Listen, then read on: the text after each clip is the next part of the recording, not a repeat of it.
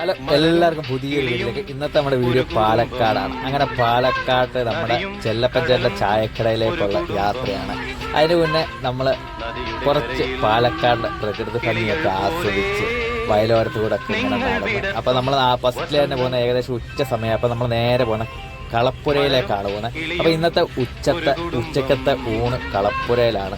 അപ്പോൾ ഈ അവധി ദിവസങ്ങളിൽ മാത്രമേ ഇവിടെ ഊണ് കിട്ടത്തുള്ളൂ. ഞായറാഴ്ച അങ്ങനെയുള്ള അവധി ദിവസങ്ങളിൽ മാത്രമേ ഇവിടെ ഊണ് കിട്ടത്തുള്ളൂ. കളപ്പുരയിൽ നല്ല അടിപൊളി ഊണ് കിട്ടുന്നുണ്ട്. അപ്പോൾ ഇവിടുത്തെ തന്നെ കളപ്പുരയുടെ ഉടമയായിട്ടുള്ള ചേച്ചിയാണ് ഇത് നടത്തുന്നത്.